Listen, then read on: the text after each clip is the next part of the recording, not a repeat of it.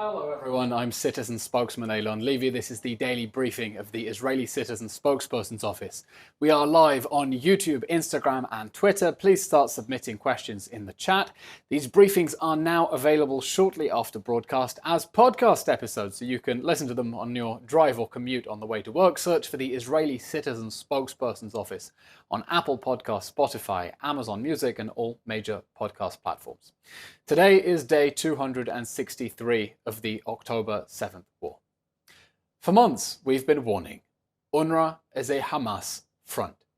It employs thousands of Hamas members. It hires terrorists who took part in the October 7th massacre and teachers who held hostages in their homes. It covers up Hamas hijacking aid trucks. It indoctrinates children to embrace jihad. It lets Hamas terrorists fight out of its schools. It keeps alive the Palestinians' fantasies of moving to Israel and destroying it from the river to the sea. It even gave free electricity to Hamas's intelligence headquarters built underneath UNRWA's Gaza headquarters. But UNRWA's partnership with Hamas goes so much deeper. UNRWA is a Hamas money laundering machine. Yes, this UN agency helped the Hamas terror army steal $1 billion to buy weapons for the October 7th massacre and dig tunnels to hold hostages. A US lawsuit brought by survivors of October 7th reveals how Hamas's UNRWA scam works. UNRWA pays salaries to its employees in Gaza in dollars. Why? Because they need to convert dollars to shekels in order to spend them at the market.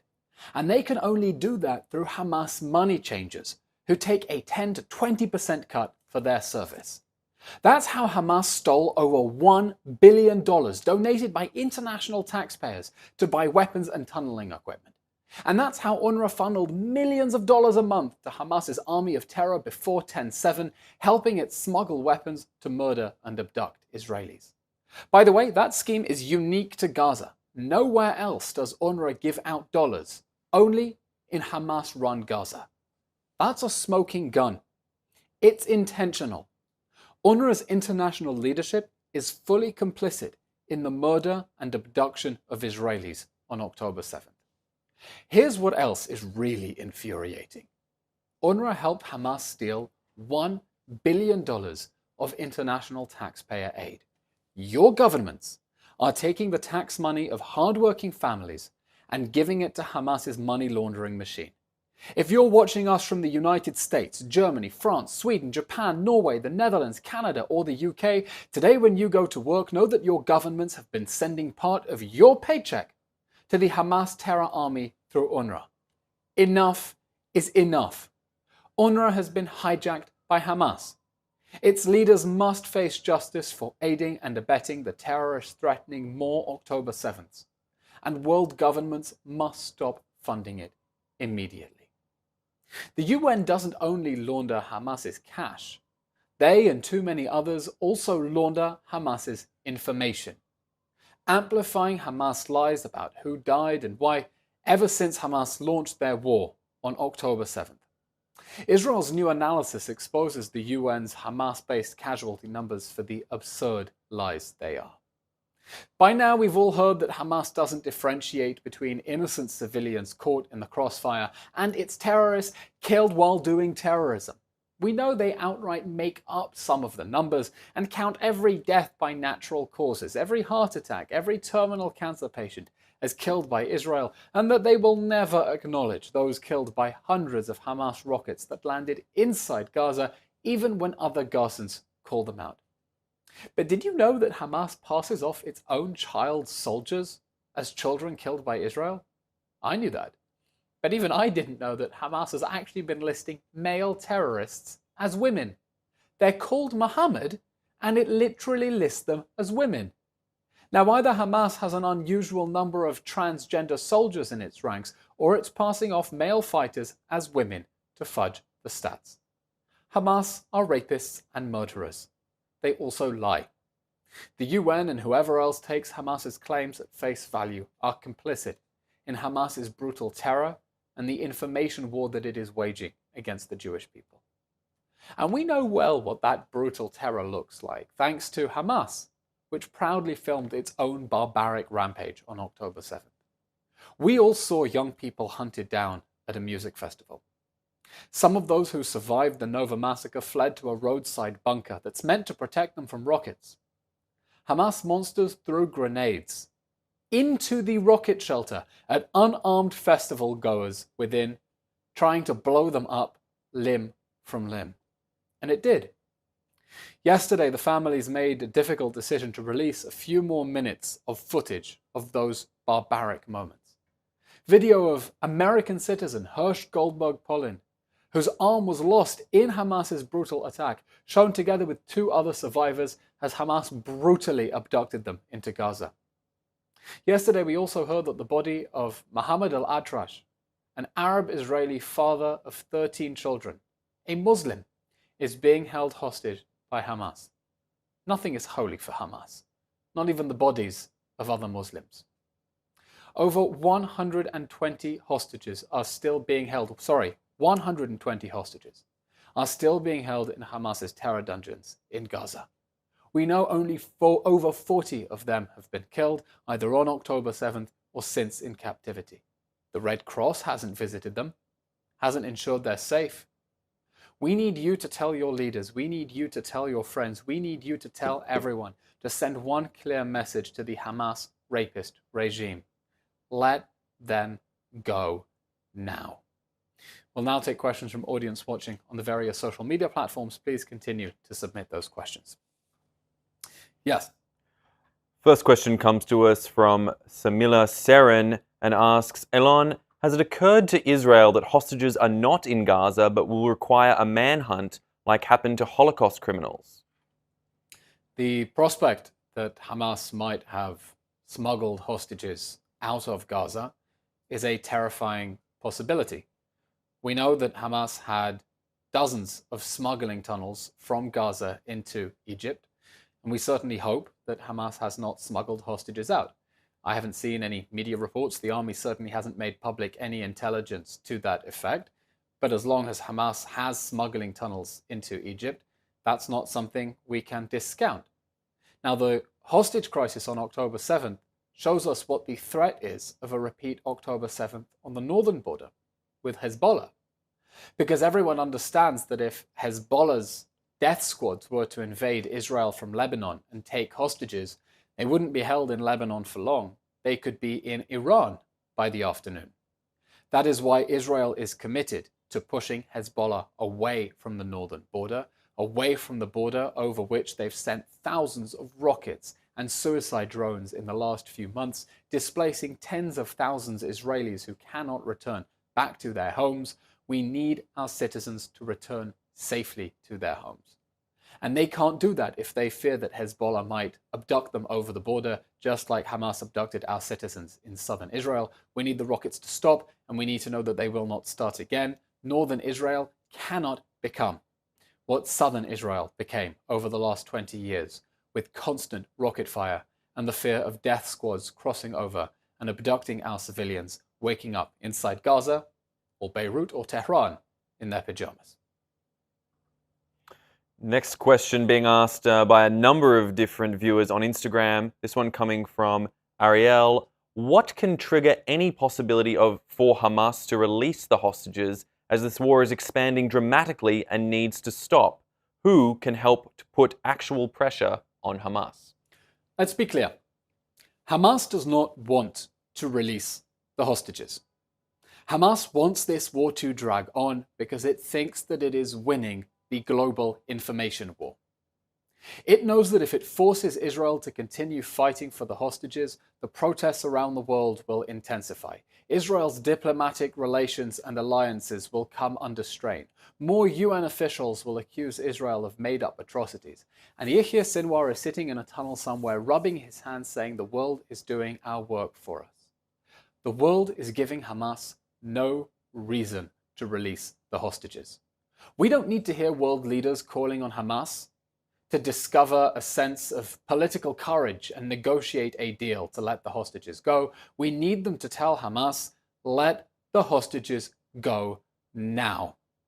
And we need the world to step up sanctions against Hamas, to cut off its supplies for smuggling money.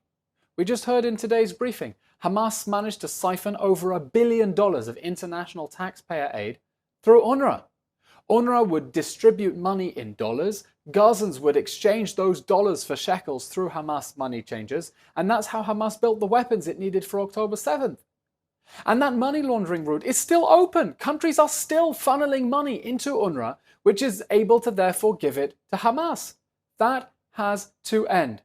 Hamas's money laundering and money smuggling routes have to be cut off. We need serious sanctions against Hamas. We need the leadership of Qatar to arrest Hamas's leaders or force them out of the country. And we need all countries with any leverage over these three countries, remember them, Qatar, Turkey and Iran, to use all available pressure on those countries to get them to force Hamas to let the hostages go now. It's been moving to see world leaders say, bring them home now. But that's the wrong message. We know we need to bring them home now. We're trying. The message we need to hear around the world from our friends is a message to the Hamas rapist regime holding those hostages. You better let those hostages go now. Because if not, Israel is going to come after them itself, and we will stand by them as they fight to free the hostages from the Hamas terror dungeons. A related question coming to us courtesy of JannyB73 on Instagram, who asks, "Hi Eylon, what can we as the general public do to bring attention to the underhanded and anti-Semitic UN?" Great question. Keep exposing it. The UN enjoys a certain moral authority or prestige. People hear something from the United Nations and they think, well, that must be true. But for months it's been obvious now just how complicit UN leaders, UNRWA leaders, World Health Organization leaders are with the Hamas terror regime. UNRWA is an integral part of Hamas's military machine. It covers up how Hamas hijacks aid. It lets it fight out of its schools and clinics. It even gives it electricity to its underground intelligence centers. UNRWA is an integral part of Hamas's military machine. Difficult as it is to hear, difficult as it is to accept, that is the message we need to share around the whole world. Your governments are taking your taxpayer money and giving it to an agency that exists in order to stymie any prospect of peace and funneling over $1 billion towards Hamas to perpetrate October 7th massacres. Call them out for the lies. Do not let them get away with things just because they have the letters UN on their business cards. Next question comes to us on Twitter from Galut Greg, who asks, "Is Israel ready for a massive wave of Aliyah?"